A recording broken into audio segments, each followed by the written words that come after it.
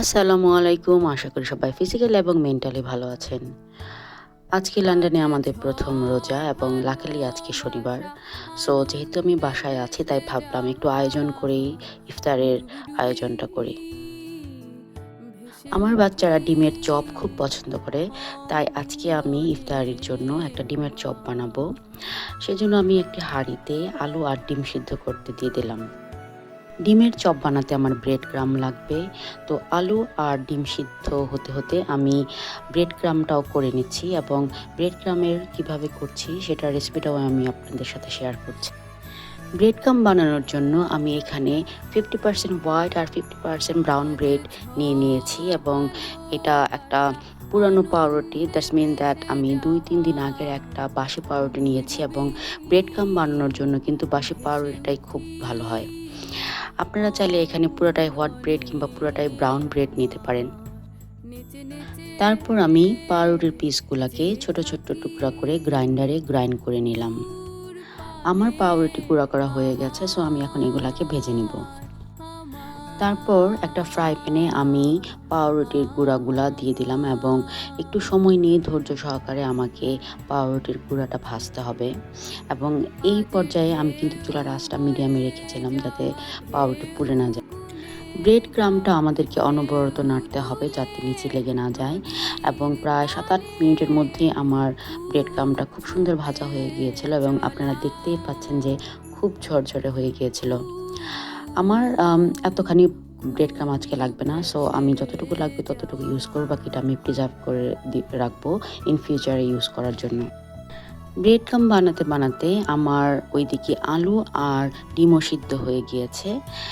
এখন আমি আলু আর ডিমগুলাকে ভালো করে ছিলে পরিষ্কার করে নিব। তারপর আমি আলুগুলাকে ভালো করে ম্যাশ করে নিব যাতে কোনো লাম্পস না থাকে এবং সবচাইতে ভালো হয় যদি আলুগুলা গরম থাকা অবস্থায় আমরা ম্যাশ করতে পারি।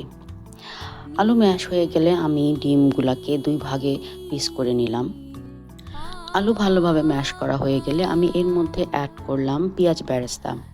আমাদের কিন্তু এখানে অবশ্যই পেঁয়াজ বেরেস্তাটা দিতে হবে, কারণ কাঁচা পেঁয়াজ দিলে কিন্তু এই ডিমের চপের স্বাদটা ভালো হবে না।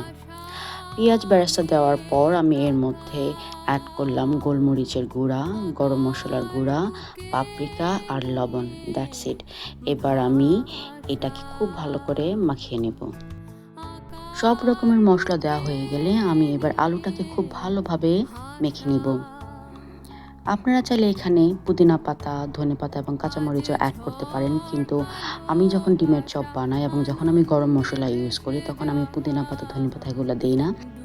ডিমের চপ বানানোর সব প্রিপারেশন আমার শেষ, এবার ডিমের চপ বানানোর পালা। চপ বানানোর জন্য আমি হাতে একটু তেল মাখিয়ে নিলাম, তারপর একে একে সবগুলো চপ আমি বানিয়ে নিলাম। আলুগুলা বেশ আঠালো থাকাতে আমাকে একটু বেগই পেতে হচ্ছিল চপগুলো বানানোর সময়।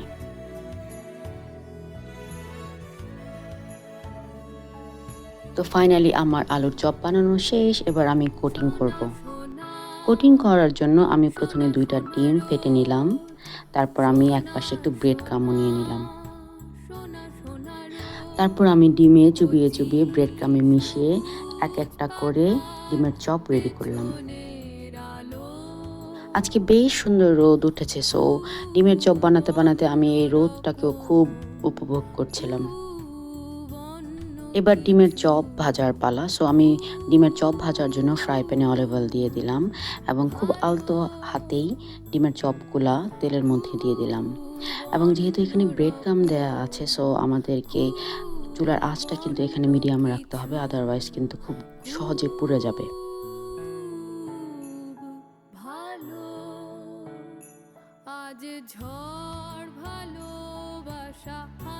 একটু সময় নিয়ে আমি ডিমের চপগুলাকে ভেজে নিলাম। ফাইনালি আমার ডিমের চপ রেডি। সবাই ভালো থাকবেন। আল্লাহ হাফেজ।